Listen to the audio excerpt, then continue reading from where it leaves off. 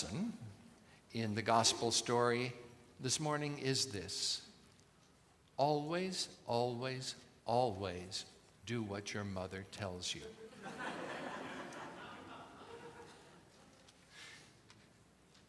The theme today has a lot to do with possibilities and untested abilities. It's about finding one's power and not being afraid to use it. So there's a wedding. There's a wedding and the wine has run out. And that's not a good thing at these weddings. These weddings went on for days back then. Weddings were important because they celebrate life and possibility, and you don't want the wine to run out. It would be a sign of poor hospitality for that to happen while celebrating the marriage of the happy new couple. And you don't bring the 2.5 shekel chuck either. You bring the real stuff. I found this somewhere. Scientists have found a direct correlation between drinking red wine and telling mother what you really think.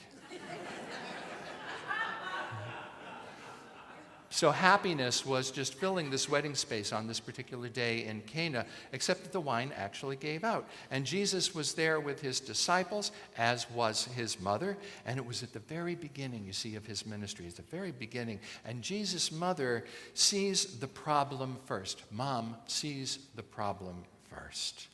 She mentions it to her son, and his response is almost a critique of the wedding planner and a little snarky to boot. Jesus said to her, "Woman, what concern is that to you and me? My hour has not yet come." And nevertheless, she persisted. Mary said to the servants, "Do whatever he tells you." And so the time has come for Mary to encourage Jesus to reach for his possibility. Korean theologian Chung Hyun Kyung suggests that Mary is very important to this story since she raised Jesus to practice a compassionate justice, because after all, Jesus did not grow up in a vacuum.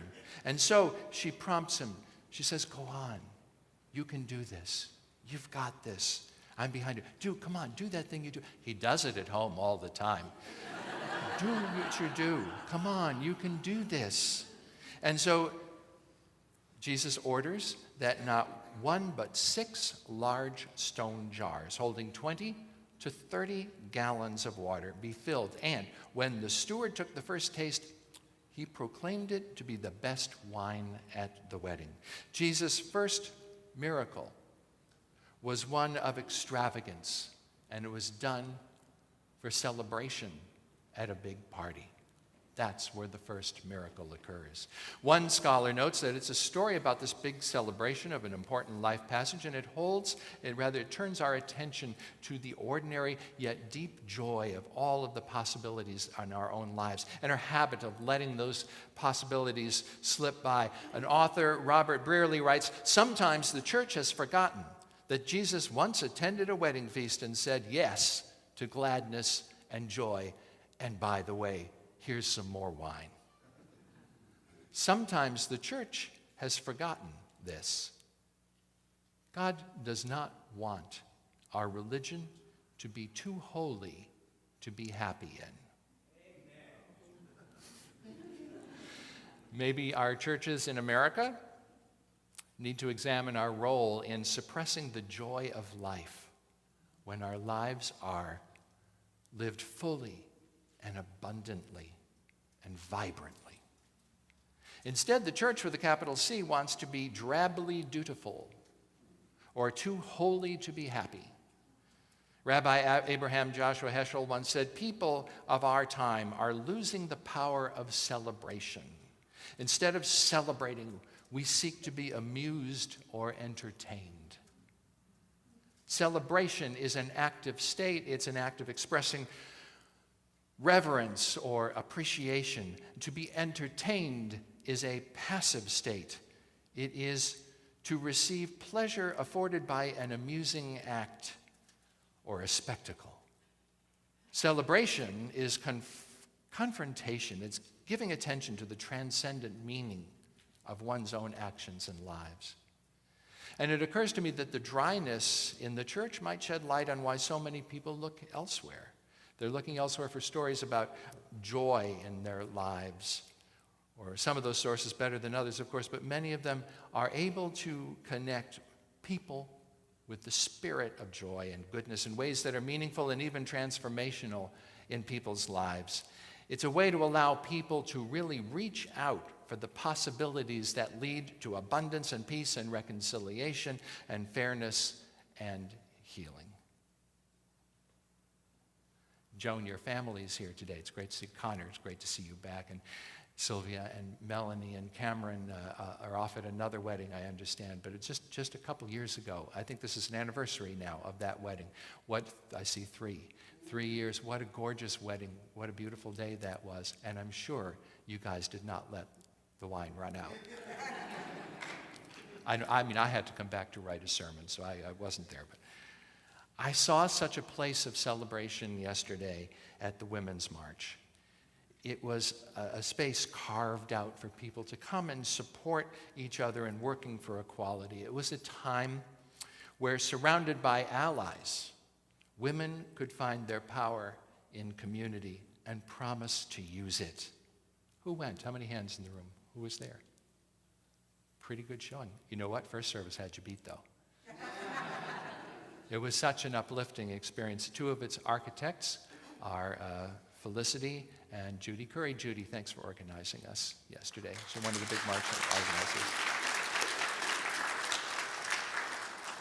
Jesus said, "My hour has not yet come." So what is the hour? UCC theologian Catherine Matthews throws out the question to pastors and to congregations all across the country. She writes, "It is still very early in the new year. What is the hour for you now and your congregation? What new chapter has come? What needs have arisen? What unforeseen opportunities and possibilities now lie before you that might lead to a rearrangement in your plans so that the reign of God might break in here and now?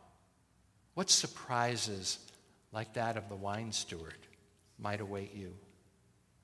When have you felt brought into something much like a miracle, almost unexpectedly? Albert Einstein said, "There are only 2 ways to live your life. One is as though nothing is a miracle. The other is as though everything is a miracle." Which way do you pull?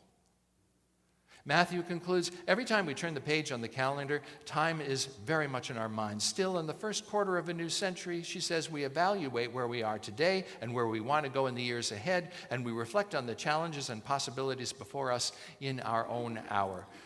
We don't know, what kind of changes, for better or for worse, lie ahead. And of course, that can be said of those who went before us, who prepared a place for us, to whom we are grateful and inspired by their insight and generosity in thinking of us before we found a home here. How will the times change the ways in which we serve and witness too? What hidden abundance right now lies beneath our sacred traditions, ready to be transformed in this hour that is coming, like the water in the great stone jars? Are you looking for ways to share that abundance with generations yet to come? In the 1 Corinthians reading, Paul reminds us that each of us is given the manifestation of the Spirit for the common good. For the common good.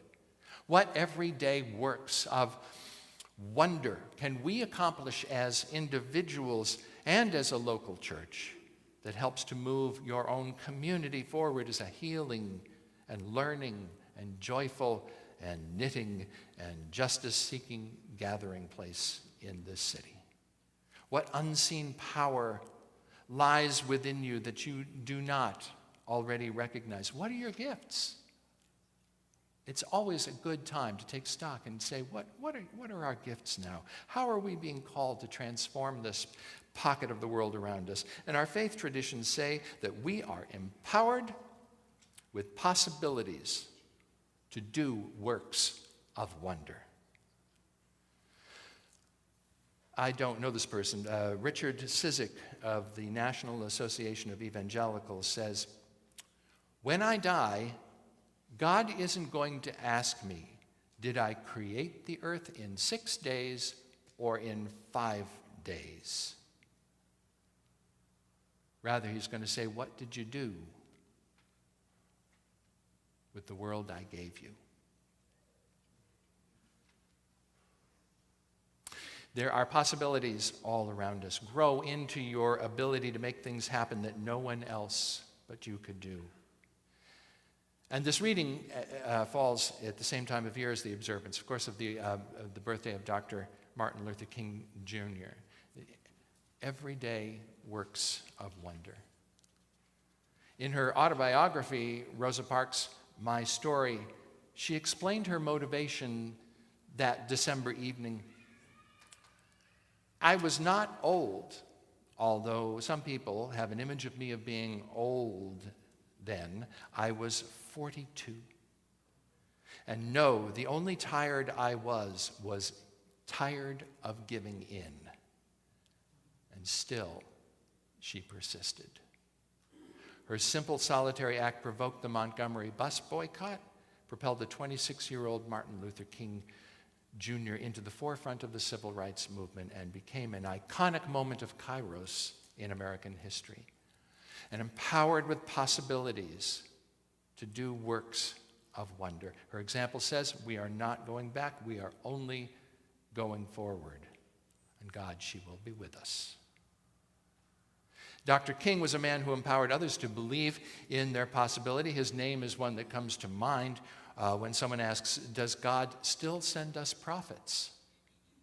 His martyrdom only strengthens our confidence that this indeed was a man who was showered with gifts, who will be remembered for his eloquent words and his courageous deeds and his deep and abiding commitment to nonviolence as the ultimate form of Christian resistance to injustice, even in the face of the very real ugliness from people who claimed to be Christian. I was appalled last night looking at the news and seeing a young guy stand right in the face of an ancient Native American who was drumming. It was so terribly disrespectful. We have our work cut out. Matthew says, still as each year goes by and we remember Dr. King with our programs and sermons and singing and even our renewed commitment to justice for all of God's children, it seems to me that it's rather tempting to lift up this prophet high above us and make him so singular and he is so special that we miss the whole point. I see the timing of Dr. King's birthday and our communal observances to be very fortunate, because what better way to begin a new year than to renew our commitment to the vision of Jesus, who practiced compassion and justice throughout his life. Our gospel text tells us something about an everyday, earthy, but extraordinary deed of Jesus and his mother, just responding to human need around them. And what Paul says in his letter to the church at Corinth in the first reading today is true not only for the early church, but it's true for our churches today. It's not just for great prophets, but it's for all of us as well. We are everyday works of wonder. And the man behind these words, I refuse to accept the view that humankind is so tragically bound to the starless midnight of racism and war that the bright daybreak of peace and of brotherhood can never become a reality. I believe that the unarmed truth and unconditional love will have the final word. It still needs foot soldiers today, as we read about and watch on the news the relentless coverage of young black men and women being shot down on the streets for no crime, but because they were in the wrong place at the wrong time. And our theologian writes, I want to believe that Dr. King, while he was a great and gifted man, a prophet, even did things that we can do too with the gifts that God has given each one of you and me. I do believe that there are everyday gifted people who are responding to human need using the gifts they were given, because everything we have, Paul says earlier in his letter, is something we have received. Using those gifts to meet human need, to work for a better and more beautiful and more just world, to speak for those who have no voice, or better, to make sure the voiceless are heard, to stand with those who are stepped on and pushed out, to walk with those who are making their way to a better day. Alyssa, maybe you can throw up a couple of those photos that we had. There you go, that's us. This one I love because look at the sign. It looks like it was built for marching here. Possibilities. From a wedding at Cana to the Women's March, to the work of Dr. King, we are people who are empowered and we are encouraged to live into bringing about a whole new world of peace and reconciliation and justice and fairness as part of the legacy that we will leave to those who will rise up behind us, empowered with possibilities as well. Works of wonder, even when as ordinary and everyday as those efforts sometimes are.